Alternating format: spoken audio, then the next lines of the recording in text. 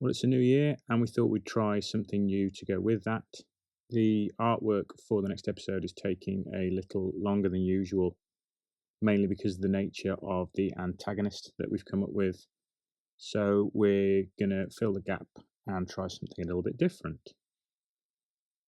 One of the paradoxes of the German war machine under Hitler was that they were one of the most adventurous and innovative designers of new technology, but nearly always in the worst and most useless fields. Hitler was so desperate for his weapons to be spectacular and bigger than anything else, but what he created might have been that, but it was also pretty useless in terms of the amount of damage that they would cause. There was also the issue that with the diminishing territory of the Third Reich, there were virtually never enough resources to create any of these weapons in sufficient numbers to make a difference. Now, you've probably all heard of concepts like Die Glock or the mouse, but as part of the reading I do to put episodes together, I've come across a number of prototype and proposed wonder weapons, which you might not have come across, and which I think you might be interested in. So let's find out.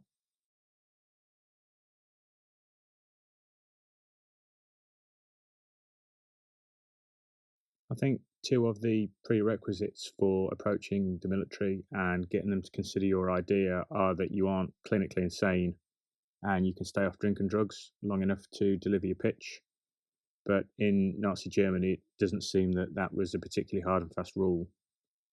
One of the proposals put forward to the Army Command was for a gun that fired miniature tornadoes, which in theory would tear apart approaching waves of enemy bombers. This plan was submitted by a doctor named Zippermeyer, and the idea was to load conventional artillery shells with powdered coal, and these would detonate near the target with a low-powered explosion. The theory was that the coal would disperse and mix with the wind around it. There would be a vortex effect, and that would escalate up into a massive destructive force, which would cause damage to anything nearby. Apparently, this was tried a number of times, but when it was realised that the shell needed to essentially hit its target or land right next to it, it was decided there wasn't much benefit in it, and so the project was shelved.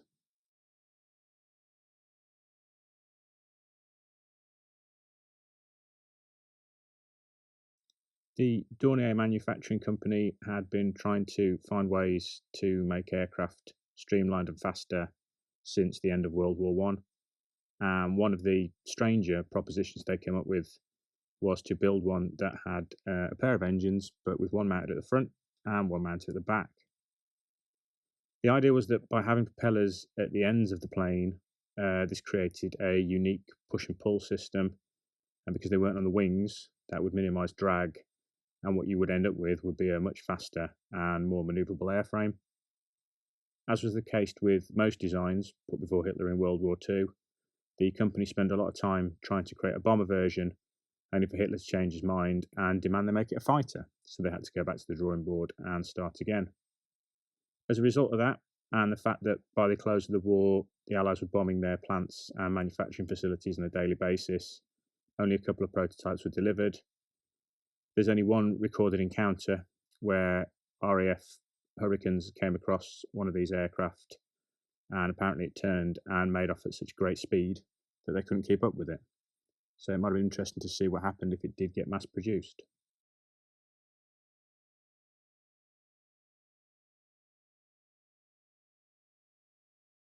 There was apparently some significant pressure at some point in the Wehrmacht for the development of a weapon that could fire around corners and keep the soldier using it free from enemy fire.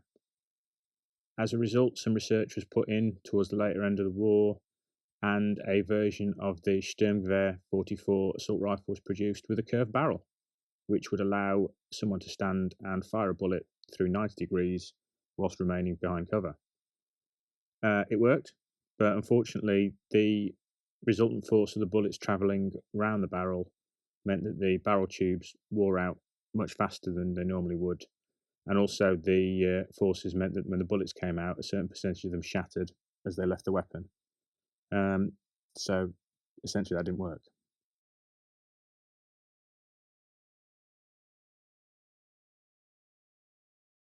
A little bit like the Vortex gun, the Wind gun had a similarly strange passage to life. This one was produced by a company in Stuttgart, and the idea behind that was that this weapon would fire lethal blasts of compressed air up into aircraft that passed ahead, with a mixture of hydrogen and oxygen being combined. This mixture would detonate deep inside the barrels of the gun, and the resultant air would be channeled at extreme pressure through a pair of right-angled barrels. In theory, this jet of air would then shoot vertically upwards and shred anything in its way as it escaped the barrel. Apparently, there were some experiments using wooden boards positioned over the gun in laboratories, and they were effective, but not to the extent that the weapon was mass produced. There are reports that one of the prototypes was taken down to a bridge over the River Elbe during the war and used against American bombers. It was recovered by the Americans after the war, but the logs of that mission would suggest that it had no significant effect when it was used.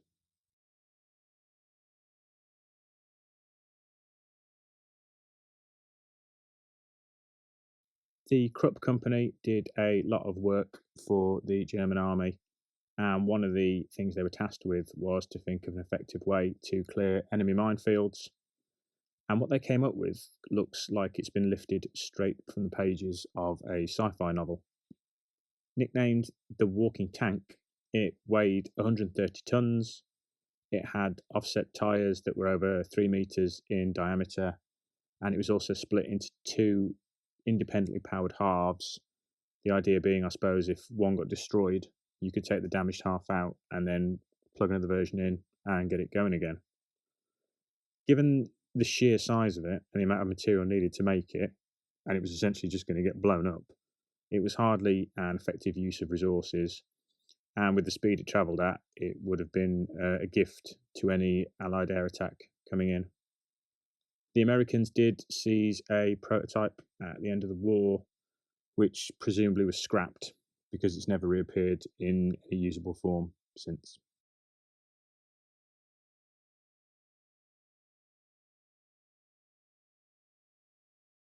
Right up there in terms of bonkers, the idea of a solar cannon dates back to 1929, when a German physicist named Oberth submitted plans for an orbiting space station, not much of an ask, which would be equipped with a directional 100-meter wide concave mirror.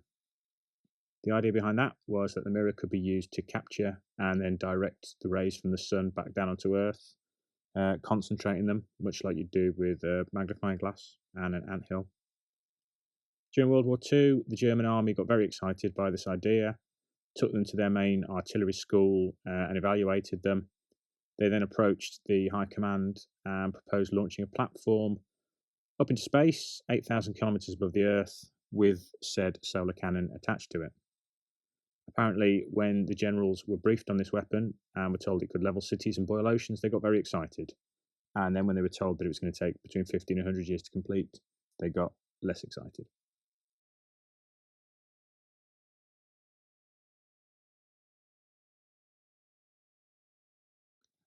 Designed as a lightly armoured mechanism, it's the nicest thing I can call it, to allow for reconnaissance and cable laying on a battlefield, the KUGELPANZER must be the world's smallest and least useful tank ever conceived.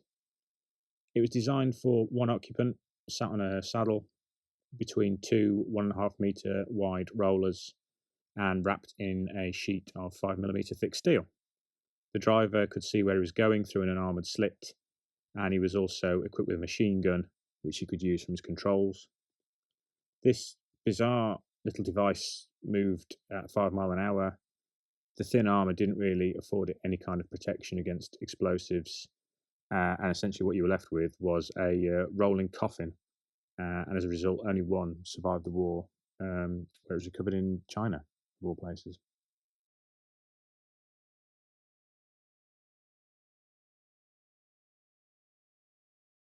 Completing our hat trick of bizarre elemental weapons is the goodly Dr. Valashek, who believed that he could use sound and propel this into the enemy using a parabolic reflector. This device would produce sound waves by detonating explosions using methane and oxygen, and this blast would create a sound that left the weapon and was reflected at a frequency of 800 to 1500 impulses a second, which is very technical. When the good doctor explained that at a range of 60 meters, this sound wave would take about 30 seconds of protracted application to kill a person, that was great. When he explained that beyond 60 meters, it wouldn't give them much other than a headache and the need to rub their eyes, the project was quietly taken away and shelved.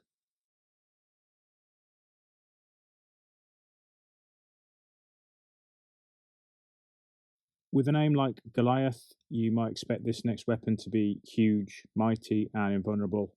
But in reality, it was quite the opposite. It was a remote controlled mini tank packed with explosives designed for detonating enemy forward positions.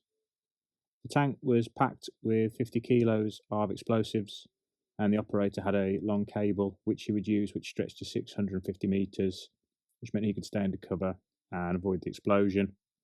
So confident in its abilities were the German army. They produced over 7,000 for use, and they saw action in France and in Russia, but they were notoriously useless. They travelled at 3 miles an hour. The massive cable playing out the back kind of was a bit of a giveaway, and it didn't take people long to figure out that if you just cut the cable, shot it, or blew it up, you had 50 kilos of explosives to play around with, and that was that.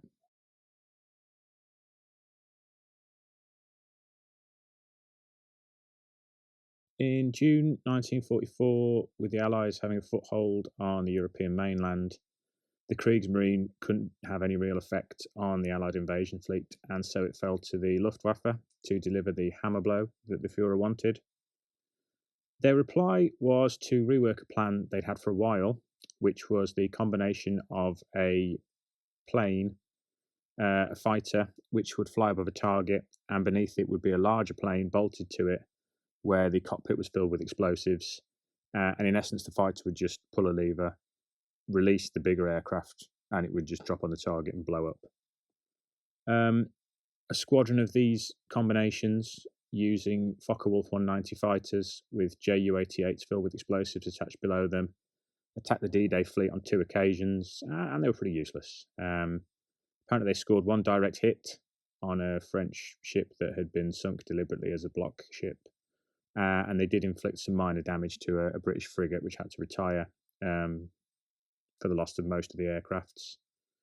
The problem was they were virtually impossible to aim because you had to fly directly over your target and then pull the handle and hope that nothing happened to the bigger aircraft as it dropped down.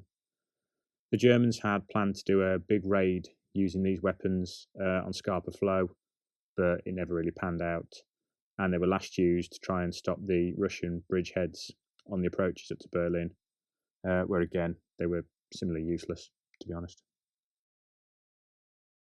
I hope that this hasn't been too boring, and that if you stuck with it right through to the end, you've taken something from it. If this is something you'd like to see more of in the future, let me know in the comments. If it's not, let me know in the comments. The next video is coming soon. Hopefully I will see you guys there, and have a happy new year.